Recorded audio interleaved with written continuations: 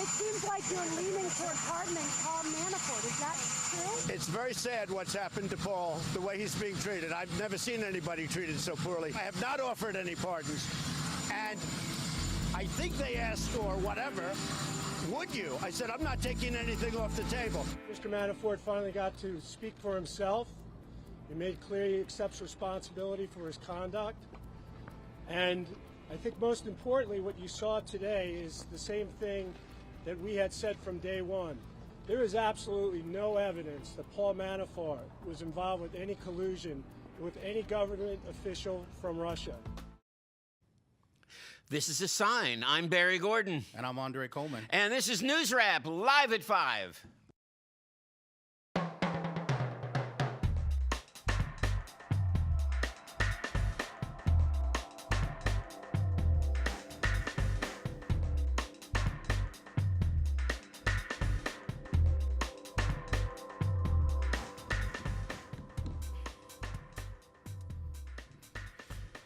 This is a sign? What the heck was that about? Who walks around with a sign that says this is a sign? I know. But it was a sign. It was a sign that if you have enough Republican judges, they're going to be pretty lenient in this whole situation. What, he was a Reagan-appointed judge, I guess, right? Why even bother? I know. 47 months. 47 months. And so... He'll get in a lot of tennis. I think he would. A nice tan, right? Yeah. Mm-hmm. A couple of steaks. Yeah, probably go to one of those. Probably do 20 months or something. One of those Club Max or whatever they're called. Yeah. You know, it ain't gonna be Oz. Let me put it that way. It's not gonna be. I'll tell you what gets me about that kind of stuff. Yeah. So Wesley Snipes does 3 years for tax evasion. Mm-hmm. So this dude is doing 47 months. Exactly. For some, I mean, he's on the bank fraud. Yeah. Tax evasion. Mm-hmm. Is that on there? Mm-hmm. No, tax was one of his crimes tax evasion? I don't. It might have been. But it might have been. 47 months. Yeah. Bank fraud and yeah, I know. This is where we get back to those moments when we say things about stuff like white privilege. Yeah. Where we talk about what money can do for you. It's a ridiculous sentence. It is ridiculous. It's completely ridiculous. It is. But you know, this judge has been hinky from the beginning. I mean, yeah. He's just, you know, he has not bought apparently into the prosecution argument, and now he hasn't bought into the jury verdict. So do you think I know that Manafort will be in front of a judge again this coming week. Yeah. And he could face 10 years. Maybe. That judge has been a little bit tougher, been a lot tougher. And is that going to be concurrent or consecutive? If you're doing it, does it matter? Because he's not going to make 14 anyway. No, probably not. So trust me, if he does 20 months, it'll feel like 14 years to me anyway. You know, I got to wear this duck hunting jacket because I wore this shirt, and it kind of looks like when they put me on, you know, before we started, and they looked at the shirt. Looks like the opening of the Outer Limits is flickering and blinking too much because of the black and white stripes. So I had to go put on this jacket. So forgive me for the jacket, but let's go on. So how you doing, man? What's going on? I'm doing good. I'm doing good. I've been, you know, watching the beginnings of what I think is going to be a very interesting election. It's interesting that Bloomberg got out. Okay. Sherrod Brown's not running? And Sherrod Brown got out. Okay. I say Sherrod. You say Sherrod? Either way? Either way. Potato. Right, right. Let's see. Howard Schultz is still threatening. I don't know if that guy's really threatening, but he's still hanging around. He's hanging around. So how do you like it now? I mean, we've had some time now. I'm still with Elizabeth. In fact, I saw her today on a show being interviewed. You're sticking with on one. MSNBC. She was sensational.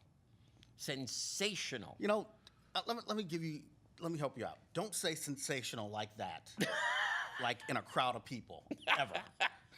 Don't ever do it. Well, she was great. All right, do it like that. She was really great. Okay.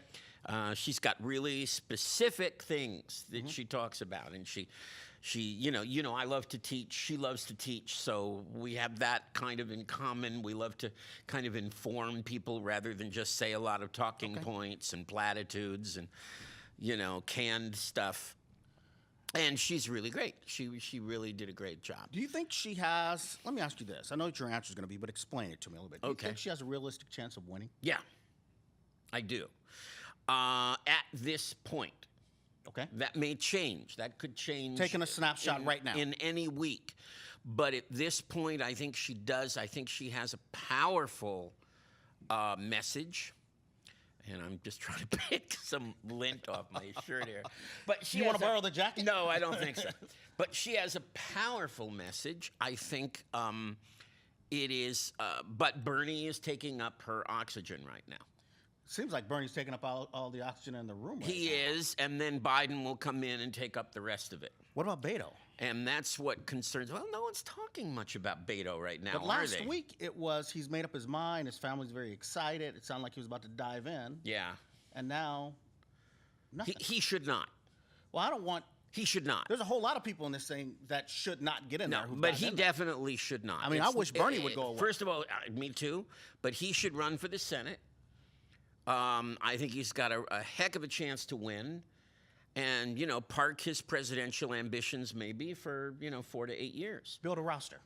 That's what I think. I agree. I mean, and I don't know what he represents. I mean, if his only real issue is immigration, totally dangerous. Well, You do not want this election to be about immigration. All that's going to do is just divide the entire country. You want it to be about, health care or Medicare for all or the environment and climate change, things that very, that are less in your face to Trump. Because what you're doing by making immigration the issue is just buying into his issue. He's going to feed on that day and night. Exactly. He's going to feed on that. And you don't want to do that. You want to do an issue that he has either nothing to do with, that he's stupid about, that he, Well, I'm going to tell you the other reason why you don't want to use immigration. That is not going to move the needle for any Trump supporter towards you. And it's not going to move the needle in the Democrats either. It's an issue where both sides, it's already been fought. That's right. By Pelosi. Pelosi's already won that battle so far. That's right. So that's not an issue that a candidate needs to bring up. A candidate needs to come back to health care. That's what I think. I think a candidate, healthcare, and also what Elizabeth Warren is talking about, which is a system that is rigged against the average person, and even more rigged against the average person of color. And she says that every time. See, it's going to be hard for in a national election. She'd do great with that argument. Mm-hmm. In this Democratic crowd, let's call it Right. crowd. That's what it is. She's going to struggle with that message a little bit when she comes to Booker and Harris. I don't know, because Booker, was very much involved with Wall Street. Well, right now And so that's not helpful to him. Right. And then Harris really has had nothing to do with this, and this has been Elizabeth Warren's life. Right now, This has been her life. This has been her life's work. I'll say this about Booker. Right now, we need to stick a mirror underneath his nose to see if he's alive. Because this guy... I don't know about that. Well, come on. The guy has no personality. What has he done to tell you he's in this race? Talk about Jesse Smollett. And how he can bring us all together, I mean, everyone wants to bring us together. I thought that Hickenlooper, and I want to get the folks involved here, but I thought Hickenlooper said the dumbest thing I have heard any candidate say so far, which is when they asked him, well, don't you feel we have to confront Trump? And he said, no, we have to laugh at Trump. That is wrong. Yeah.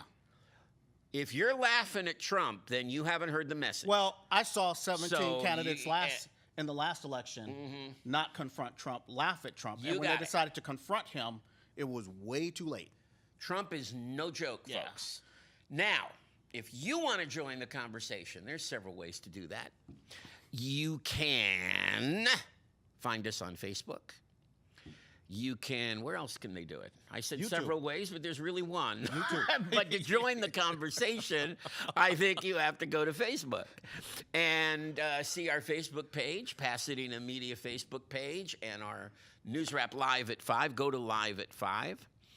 And you will find us there, and you can jump into this conversation. Tell them the name of the And news. then also, if you want to see past episodes, you can do that on YouTube, on the Pasadena Media YouTube channel, and you can keep up to date by liking us. We want you to like us. What's the name of the page?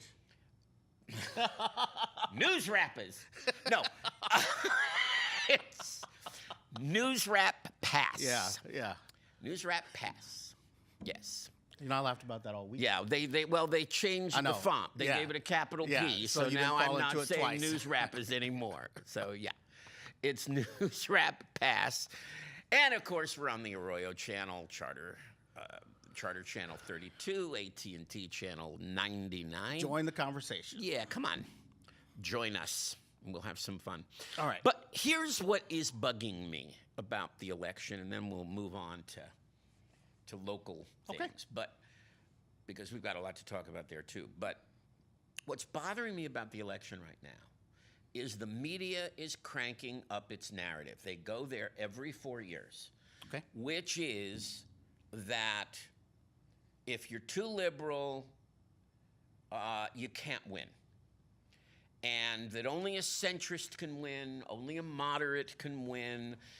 You can only win if we pick up disaffected Republicans. And my question about that is, why is that true for the Democrats and not at all true for the Republicans?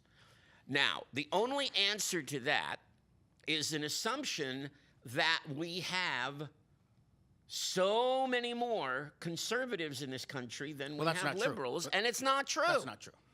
So if the Republicans can win with a base election, we can win with a base election. There's another answer to it. There's another thing. They just don't know. Well, yeah. Because here's the point. 2007, leading all the way up to the first primary, who was going to win? Hillary 2007. Clinton. Where was Barack Obama? Oh, Fourth, I don't maybe even fifth? I don't even know if he was on the list yet because Exactly. he hadn't run. And at that point, the country was still in a point, we talked about this a little bit, I think, off there Right. last week.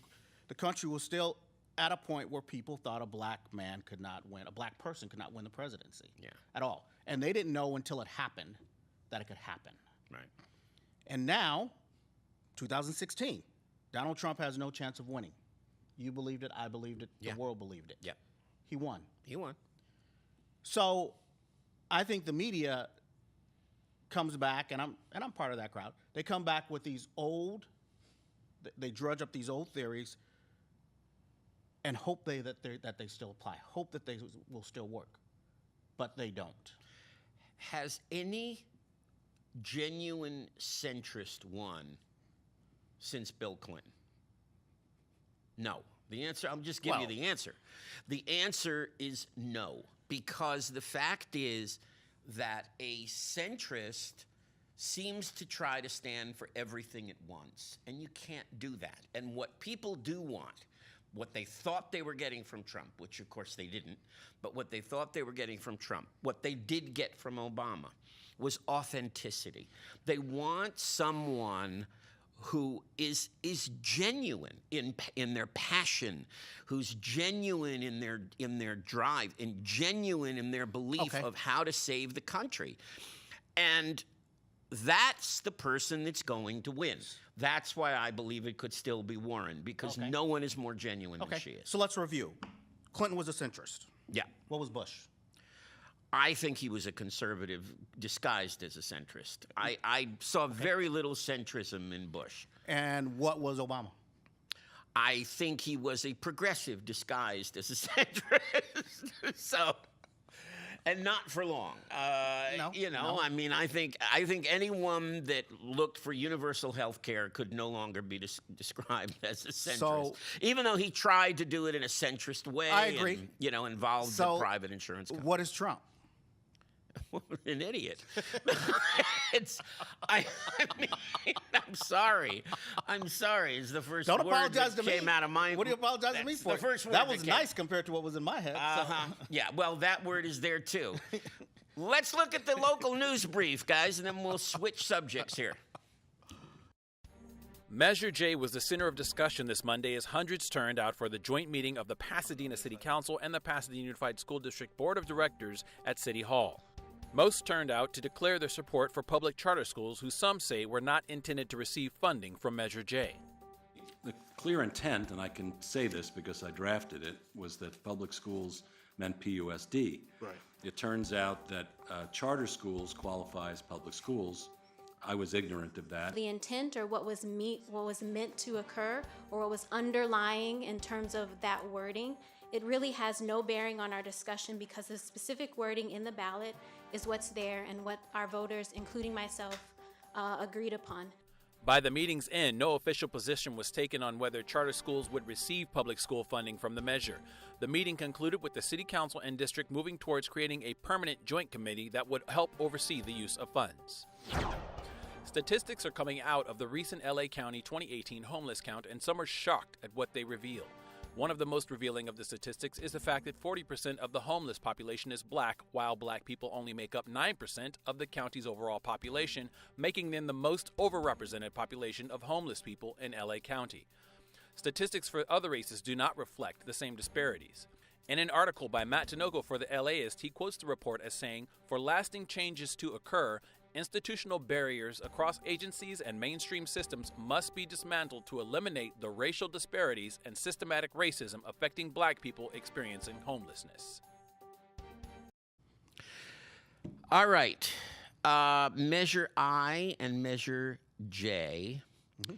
And now a big discussion about Measure J. Do you think that the charter schools should get the funding? No. Why not? You know, remember, they're public schools. they are. Mm-hmm. But the mayor's intention clearly was schools within the PUSD. Right. The schools that could have been taken over by LACO. Let's classify it that way. Mm-hmm. Charter schools weren't facing that danger. Now, the crowd that was there on Monday night, they wanted the money to go to They're charter schools and charter school supporters who are trying to get their hands on the cash. And you know what? They're hurting too. I understand that. But this was not the intent. Now, people will say, well, that's the wording says public schools. Mm-hmm. Even if we go by that, the council votes on where the money goes. So it still comes back to what the council decides.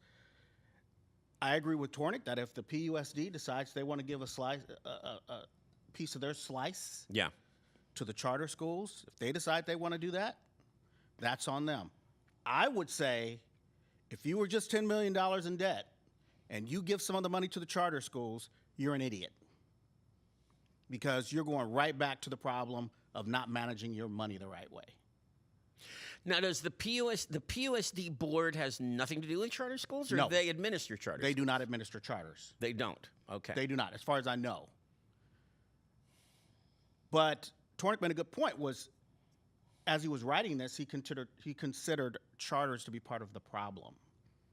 As PUSD faces its declining enrollment, the kids are going to private schools and charter schools. So, just, hey, come up with your own measure. That's what they need to look at doing. It's as simple as that. Right. Well, it would seem to me, I would agree with you. Yeah. I mean, it definitely seems to me, because charter schools, first of all, are supposed to a certain extent, be self-funded. Right. That's kind of the point of a charter school, being outside of the system. Exactly. So the two sides of it are that it's supposed to have fewer administrative restraints on it. Well, you can't be inside and outside the system at the same time. But that's it. So And now you as want to long say as that happens, right. yeah. But you still want the money Right. that should go inside the system. You want to say, okay, give us the money that goes inside the system, but we're actually outside the system. Can't get on with that. Doesn't work that way. And what keeps getting lost in all of this, on a national level, on a local level, is that if you could find the formula and the resources and the ways to make the public school system work better, you don't need charter schools. I agree. So charter schools is an abdication, Right. in my opinion, of that responsibility.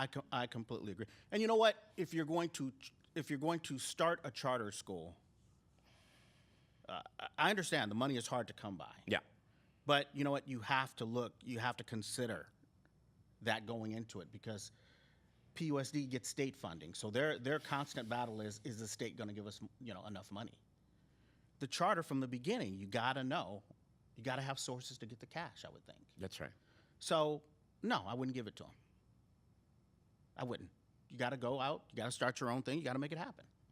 Yeah, I think that's right. As simple as that. Interested to know what you think. So if you want to weigh in on that, please do. On our Facebook page, it's quiet out there today. I'm looking right at it. Nothing's going on. No, quiet. I bet you it's the jacket.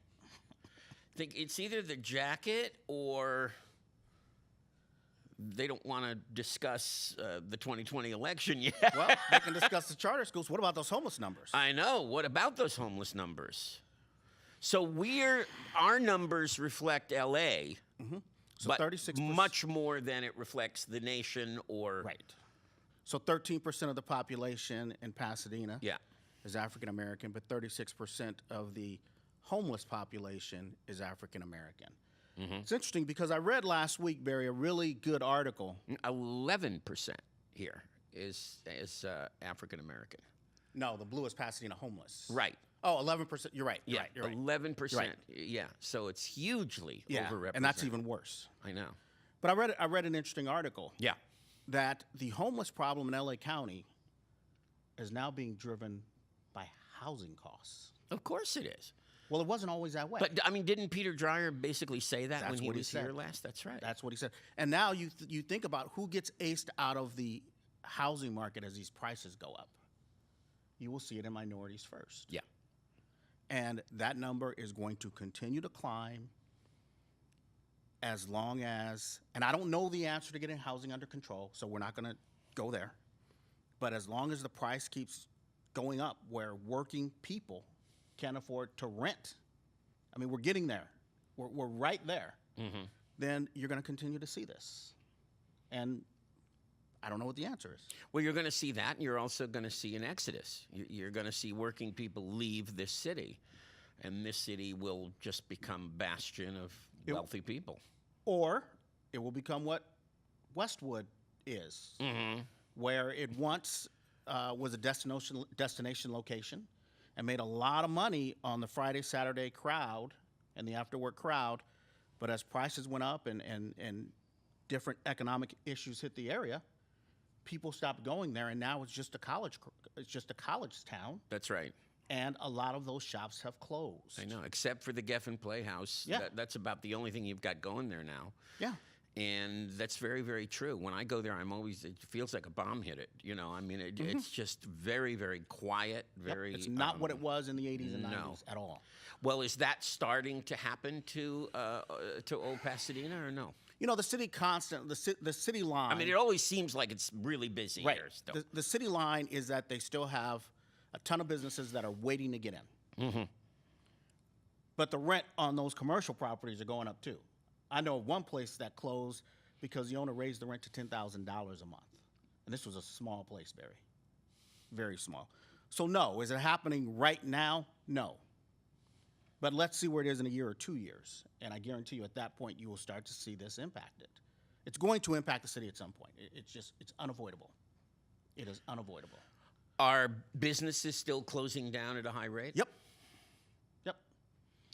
By my job, I mean, if you want to see closed businesses, go by the Weekly. Walk around, walk the square block. I had a restaurant at the Weekly open for 1 day. What? 1 day, closed down. That's amazing. Yep. Something else is in there now. And I was going, that place never opened up. Somebody else went, no, we ate there 1 day. It was closed the next.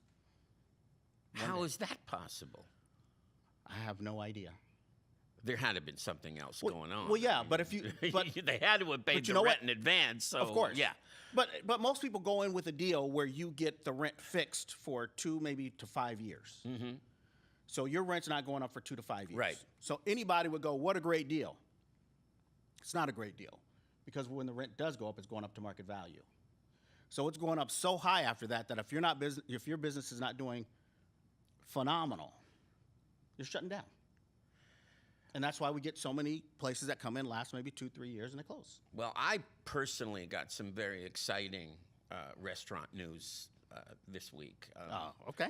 When I was doing a search, because, you know, the one thing that has been totally missing in this city is a good deli. Oh, I thought you were going to say barbecue. No. Brian, no. Robin, no. Robin's way over in Sierra Madre. I'm talking about Pasadena, okay. right here. And I know Robin's crying out right now. He'll probably respond, but whatever. Go on. Deli. There's been no deli here. Since They tried to open a Jerry's Deli, right? It failed. And the other day I was looking at food, and there's this place called Kitchen United, which has all of these different restaurant kiosks. And they have a Cantor's Deli now. So now it's a limited menu, but I can get a nice big pastrami sandwich. So if I'm looking for you, all I have to do and is a just matzo ball I can soup. go right over there. I'm in heaven. I won't say hog heaven because that would be inappropriate Yeah, it would talking be. about a kosher deli. Right. But I am absolutely in heaven now. I can do that. And potato pancakes, it's just very exciting. Hey, man, I heard you on CNN. What was that about? Oh, Lord. They showed a scene that I did for Curb Your Enthusiasm. They do this thing on Sundays called The History of Comedy. And it was... And I guess they showed my scene. I didn't see it. You Someone play Larry, told me. You've played Larry David's rabbi. I played his rabbi, yeah. Okay. I did. And I've seen some of that stuff, man. Some of that Yes. stuff that you do. That's why I'm so with full Larry. of what's called Talmudic wisdom. I don't know on what the this hell that show. is. It's wisdom, but not really. You want to go to Facebook? It's just an ability to talk a lot. Anyway. You're on this week, man. You want to go to Facebook? Why not? Yeah, no let's do one's it. talking to us now, but maybe they will on Facebook. They're not going to do it then either. But All let's try right, it. guys, All right. we're heading over to Facebook. So that's it for us on the stream, and we're moving over. Let's do it. I'm Barry Gordon. I'm Andre Coleman. This is NewsRap Live at 5.